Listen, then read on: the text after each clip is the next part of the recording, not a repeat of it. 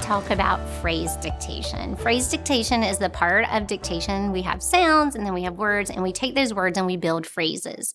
And this is a time for kids to have the opportunity to take that pattern and really put it into context. So it's building a lot of automaticity. In the phrase work, we very intentionally take our words we've used and then we build phrases with them so that kids get to have more practice with the same words, with the same patterns, and then we can take those phrases and we can put them into sentences. This work is a really great place for kids to also practice the conventions of sentence writing, which we'll talk about in just a minute. So the way it works is you say the phrase as the teacher. They repeat the phrase. You can count the words or you can scoop the phrase up, and then you turn your voice off and they have some work time to actually write. And every word that is in the phrase has to be something that you've already taught. Trick words or red words or heart words, whatever you call them, can be included as long as you've already taught them for kids. And any other patterns that you've taught can also be included. So sometimes crafting these phrases can be a little tricky, but just always considering what you've already taught. So here's some that we can use if we've taught CK. So if we use the word luck, I could say, bad luck. That could be my phrase. So for my kids, I could say, all right, get ready. It's my turn. The phrase is bad luck. Repeat, bad luck. Okay, let's scoop it. Bad luck. All right, write it.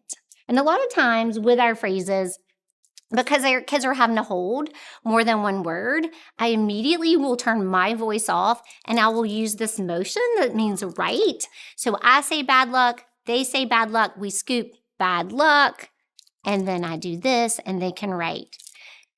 The checking can go several ways and you can make the decision. You're driving the bus here. You can immediately write.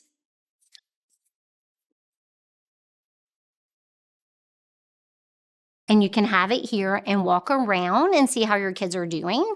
You can not write it here, walk around and see what your kids need help with, and do a little teaching along with this. So in the word bad, we may have some BD issues because it has a B and a D. It makes it really hard. And for luck, you're hoping that they get CK, hooray, because they just used that word above. And so with our phrases, we can take them and then build a sentence. So if our phrase is bad luck, I might say, the kid had bad luck. Repeat, the kid had bad luck. So I'm taking my phrase bad luck and I'm now putting it into a sentence. I say the sentence, the kids repeat the sentence. We can count the words in the sentence. The kid had bad luck. We can scoop. The kid had bad luck. I would turn my voice off and I would give kids the opportunity to write.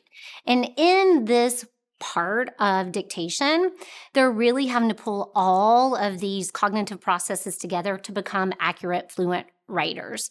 So quickly, they will be writing. I can do the same thing where I write here, or I can walk around, watch them, and have them check with me where they give me the work. Kid is a word that is really could be hard for your kids, where they have to make the decision C versus K. And just thinking through all the hard work they're going to have to do in your sentence is really important so you know where you may have to step in. So the kid had bad luck. So my kids have written the kid had bad luck. And at this point, this is where I can layer in that work related to writing sentences where I really talk about, okay, you've written your sentence and we like to use cups. And this is how you could use it with your kids. You could say, okay, here's cups. It helps us remember all the parts that we need to have in a sentence so we can communicate with others. So the first thing, the C stands for capital letters. So you could say check. Do you have capital letters? I like to let my kids give themselves a smiley face. You could have them star it or check it. Next, understanding. Read your sentence back, everyone. Make sure it makes sense. Can you understand it? The kid had bad luck. Yes. If they didn't, teach them how to use a caret and add in a word that they left out. And you would have them check it off. So understanding, yes, we did that. The P stands for punctuation. And then the last thing is spelling. We would look through each word and make sure that we had spelled everything correctly. This will be tricky. The C versus K, and then making sure our B's and D's are the right direction, and our CK and look. And they can check each thing that they did. And what happens in sentence dictation is if you use cups every single day when you're doing this work, you train your children. They can write this on the side of their paper, and they can just go through the checklist on their own. So just like in the word section and in the sound section of dictation, you are always going to have your kids read back what they wrote, because we want to practice this encoding where we're spelling, and then this decoding where we're reading. And when you have multiple phrases and multiple sentences, this actually ends up serving as a really nice mini read sheet for your kids to read back everything that they've written, and lots of nice practice. Dictation is magical. Sound dictation lets kids do the work, really focusing on a sound and connecting it to its spelling. Word dictation lets kids take that sound, put it in a word, and have success, and they get to have like productive struggle in your teaching and working with them on it. And then you move to phrases where you take those words, you put other words around them, so kids get a more practice, they get to build that stamina, and then you take those phrases and you put them in sentences, being very mindful of how you construct them, so the learning is really coming together there at the end. And this is a really interactive part of the lesson where all the work is happening for the children. Pencil to paper, they are working the whole time.